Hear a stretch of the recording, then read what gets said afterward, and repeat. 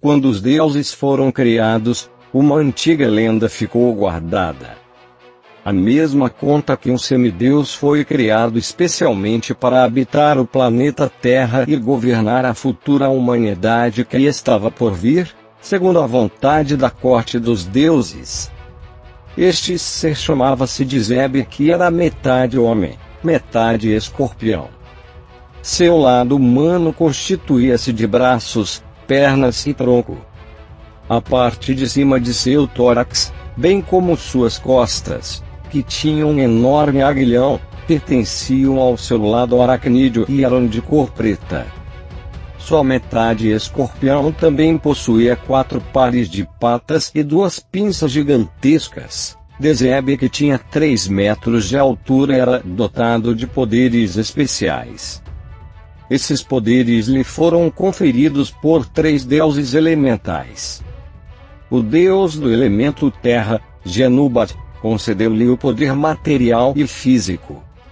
Genubat possuía 10 metros de altura e pesava 8 toneladas. O seu corpo assemelhava-se ao corpo de um rinoceronte, e constituía-se de elementos vegetais e minerais. Sua cabeça era humana e ostentava uma gigantesca coroa faraônica de ouro. Seus olhos eram marrons. Fisicamente, era o maior e o mais forte entre os deuses elementais. Ele habitava o centro da terra, tinha o poder de sustentar e regenerar a vida, reconstituindo e criando os minerais necessários para a manifestação do espírito na matéria. Tinha força para criar e, também, destruir, se necessário fosse, todas as coisas que faziam parte da matéria. Mente, a deusa das águas, concedeu a Dizebe o poder das emoções e da sociabilidade. Essa deusa tinha o corpo fluido e azul, e seus olhos eram amarelos. Habitava as partículas de água do planeta e podia voar. Usava uma coroa de rainha egípcia de cor azul escuro, que tinha um véu roxo.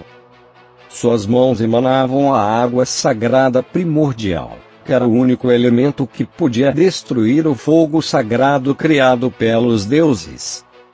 Sua função era de controlar as emoções de todos os seres. Ankef, o deus do ar, tinha uma parte de seu corpo na forma humana, com cabeça, tronco e braços azul escuros.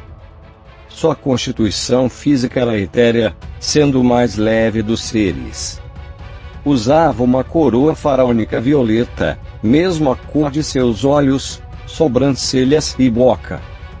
Suas mãos emanavam tufões com poderes oriundos do ar primordial.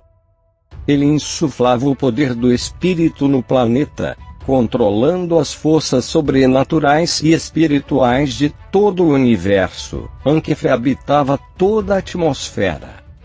Suas mãos emanavam o ar primordial que insuflava o poder do espírito nos seres, e operava as forças sobrenaturais. Este poder foi insuflado em Dizebe, que, Siamu, o deus do fogo, tinha o poder de conferir inteligência e raciocínio aos seres vivos. Esse deus habitava as lavas dos vulcões. Com 5 metros de altura, tinha corpo etéreo e constituído pelas chamas do fogo sagrado. Sua cabeça e seus braços tinham forma humana, e seus olhos eram vermelhos como a coroa faraônica que utilizava. Suas mãos emitiam raios de fogo. Sua principal função era de controlar todo o fogo do universo. Esse deus ficou incumbido de conferir inteligência e raciocínio a Dizebe, assim que o mesmo mostrasse merecimento diante das missões que deveria cumprir no planeta. Segundo a lenda, Dizebe teria a sua parte aracnídea destruída pelo fogo sagrado de Siamu, que lhe colocaria uma cabeça humana logo após a destruição. A partir daí Dizebe seria um deus completo. Quando isto estava prestes a acontecer, ocorreu algo que nem os próprios deuses esperavam. A serpente Apophis, que habitava o além-túmulo, e representava as trevas, procurou Dezebek, prometendo-lhe um poder infinitamente maior ao que o Deus do fogo poderia lhe dar.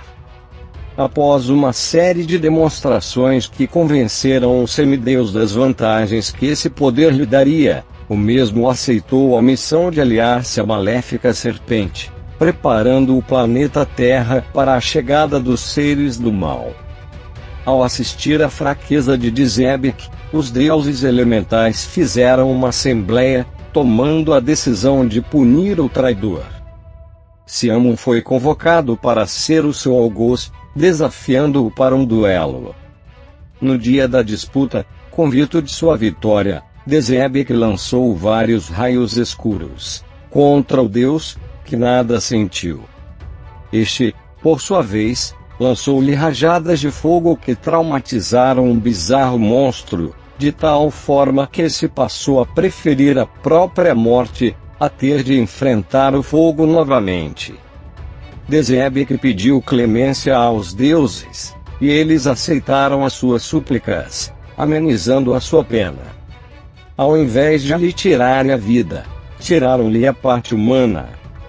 Reduzindo a seu tamanho pela metade, aprisionaram-no na região desértica, a milhares de quilômetros de Mênfis. Logo em seguida, criaram uma fêmea para lhe fazer companhia. O casal de escorpiões foi colocado dentro de um enorme cubo de ouro, criado pelos deuses para esta finalidade. Os deuses enterraram esse cubo pessoalmente, a 20 metros de profundidade sob as areias do deserto. 12 furos foram feitos no mesmo, para que o casal pudesse sair para caçar e fazer a dança do acasalamento. No entanto, uma condição foi imposta: se um dos dois ficasse por mais de 2 horas fora do cubo, teriam de enfrentar o deus Siamu. Quando suas crias atingissem a idade adulta, deveriam sair e não retornar mais. Estas perderiam o poder sobrenatural que havia em seu código genético, e teriam seu tamanho reduzido a centímetros. O poder seria substituído pelo veneno, que lhes auxiliaria nas caçadas e na autodefesa, tornando-as repugnantes aos olhos humanos. Esta foi uma maldição que os deuses conferiram à espécie, que deveria ser amaldiçoada e temida para sempre pela humanidade. Segundo esta mesma maldição, o medo do fogo deveria fazer parte da natureza dos escorpiões eternamente, por causa da traição de Dezebek. À medida que as crias saíam do cubo, cada qual ia para uma região do planeta onde se adaptava e procriava. Assim, algumas mudaram de cor, de tamanho, de habitat, de veneno, etc. As mudanças aconteciam conforme as características climáticas dos locais onde passavam a habitar. Certa vez, a fêmea de Dezebek cedeu o tempo permitido para ficar fora do cubo, e uma nova punição foi aplicada por Siamu. O deus fez um círculo de fogo ao redor da mesma, que, não suportando o medo das chamas, enfiou o aguilhão na própria cabeça e morreu. Com a ajuda dos outros deuses, Siamu fez um enorme disco de ouro, que tinha o poder de emitir as chamas do fogo sagrado. O disco de ouro só deixaria de existir se Dezebek fosse morto através dele. Esse objeto foi colocado posteriormente na pirâmide dos iniciados Vajur, que deveriam destruir o escorpião, se o mesmo saísse do cubo. Somente um autêntico membro daquela escola secreta saberia ativar ou desativar as chamas do disco, desde que o mesmo estivesse dentro da pirâmide. Dezebek foi condenado à vida eterna, tendo que ficar aprisionado para sempre sob as areias do deserto. Os seus instintos de aracnídeo não foram retirados, para que seu caráter fosse colocado à prova. Ele sentiria fome eterna, e sabia que jamais poderia sair de dentro do cubo, sob pena de morrer nas chamas do disco de ouro. No entanto, teve direito à companhia de 6 casais da última cria. Os mesmos deveriam trazer alimento para o pai, e assim que procriassem, sairiam para o mundo, deixando sempre 6 casais para manter o ciclo. 400 milhões de anos se passaram, e somente os membros da Ordem Secreta dos Vajra conhecem esse segredo.